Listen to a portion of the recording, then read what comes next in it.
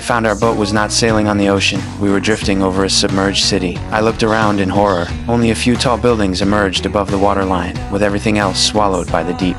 5 years ago, 2 comets came down and tore the Earth apart. The impact ignited half the planet in an instant. The shockwave swept across every inch of the Earth. Within hours, 80% of the world's population was simply gone. The Earth still hadn't recovered its vitality to this day. Countless comet fragments continued to orbit the planet. Survivors had tried to rebuild, only to find radiation everywhere, capable of killing a grown adult in under 3 minutes. But strangely enough, there were rumors of places that had somehow stayed green. Finding those untainted patches of Earth had become the only hope the survivors had left. We were barely getting by in a bunker, but conditions outside kept getting worse. Earthquakes were hitting more and more frequently. Everyone inside knew the bunker wasn't going to hold much longer. We needed a way out. I suited up in my protective gear and headed back out into the wasteland. I pushed through a stretch of beach, and a coastline opened up in front of me. I got on the radio and told my partners there were lifeboats sitting on the sand, and there was also a rusted destroyer in the distance. I squeezed in through a hole in the hull and searched the entire ship from bow to stern. There were only several charred corpses left there. Just as I was about to head back, I spotted a ship's log with a purple flower tucked inside it. I hadn't seen a flower in 5 years. If I brought it back for my wife, she'd love it. Then my earpiece crackled with my partner's frantic warning. A radiation storm was hitting in 1 minute. I had barely cleared the destroyer when I glanced back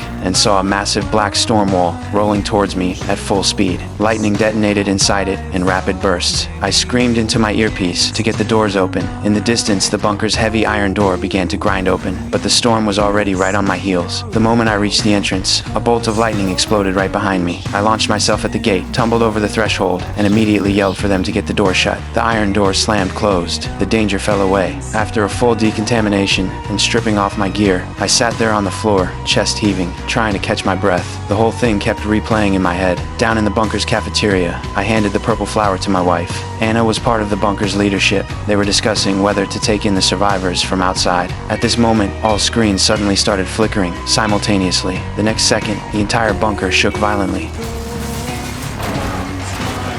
This wasn't a regular earthquake. The tectonic plates were splitting, and a massive fissure had torn open right at the bunker's entrance. Alarms screamed through the entire facility. I grabbed Anna and Nathan and sprinted for the exit, but the main entrance was already a wall of bodies. I steered Anna and Nathan around the chaos and made for the back exit. The corridor back there was already starting to cave in, but we broke through in the nick of time. Outside the bunker, it was even worse. All people fled in the same direction, in frantic panic. The lifeboats on the beach were the only way out. The first boat was already packed beyond capacity, and a mob of people was climbing up the sides. The hull tilted sharply and capsized immediately. I kept pushing forward with Anna and Nathan toward the next one. At this moment, I noticed someone trying to pull off my friend's mask.